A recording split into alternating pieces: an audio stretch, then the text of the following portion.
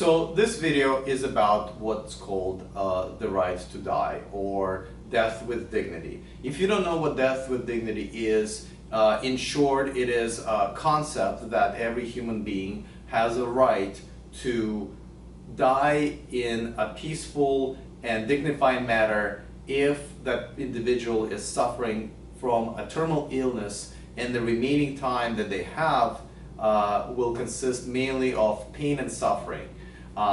And this is something that is only legal in 3 states here in America. There are a couple of countries that have it legalized. The history of this concept, at least for my generation, kind of started with Dr. Kevorkian back in the day, who actually ended up serving time in jail for one of the assisted suicides he has performed on video to make a point. And that's where I personally found out about it for the first time. He is my personal hero because of that. Unfortunately, back then, he ended up being dubbed as Dr. Death and ended up being a butt end of many jokes by Jay Leno and many comedians, and it really didn't take. I think the concept made it to the national stage, but the hearts of the people really kind of didn't get behind it. So Oregon is one of the 3 states. The law has been performing flawlessly. There has been hundreds of cases. It is actually set up, I think, pretty smartly with a lot of safeguards. You can't just, go to a store and get a lethal dosage of something that will end your life. There has to be at least 2 doctors who would agree on this separately. I believe there might be a psychiatrist that's involved. There's a waiting period that's involved. So it's actually a pretty smart combination of things where you really do have to get a buy-in from other people in order to do that. Now, before we go any further, I just wanted to make sure that there is no misunderstanding or misconception about the message that I'm communicating in the video, because in the video I'm certainly comparing the rights of animals, like our pets, to right to die when they're terminally ill. We consider it humane to end their lives to end their lives peacefully and with dignity, and so they don't suffer. But yet we don't really provide the same right to people. And people say, well, animals don't really have that right because they don't have the choice. And that is actually a fallacy, because a right and a choice are not mutually exclusive. You can have a right but yet not have a choice. And I don't really even have to go that far to demonstrate that, because everybody who's watching me right now, most likely if you live in a civilized country, has a right to life.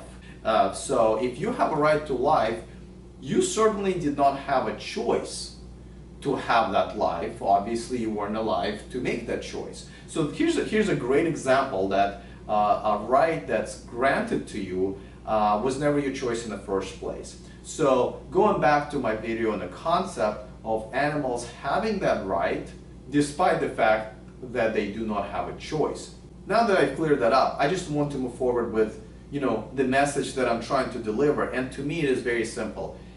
Your life is your business in many different ways, but especially when it comes to ending it.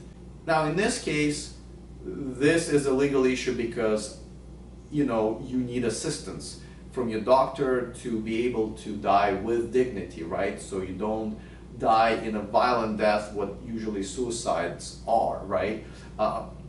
And therefore it should be regulated and obviously debated and legislated. But I believe that everybody should have that right. Just because we all agree that even when an animal has to go through pain and suffering just to die at the end of it, we should be humane and we should provide them a way out in a peaceful and comfortable way. And I truly believe we should provide that right to ourselves and all of our fellow human beings. Now, I'm an atheist, so to me that argument ends there.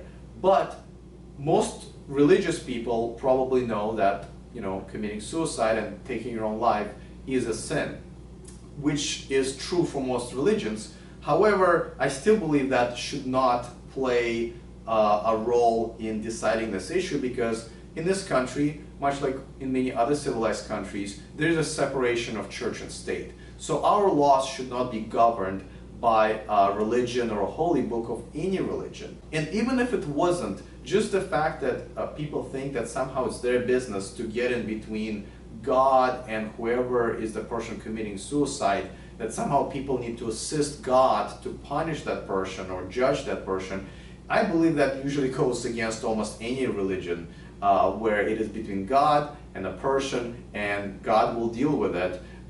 You should stay away and mind your own business and let God be God. So if anything, I hope with this video I made you guys think about it, and hopefully this concept will spread through the society, and this is something that's going to change, and all of us are going to have that right someday.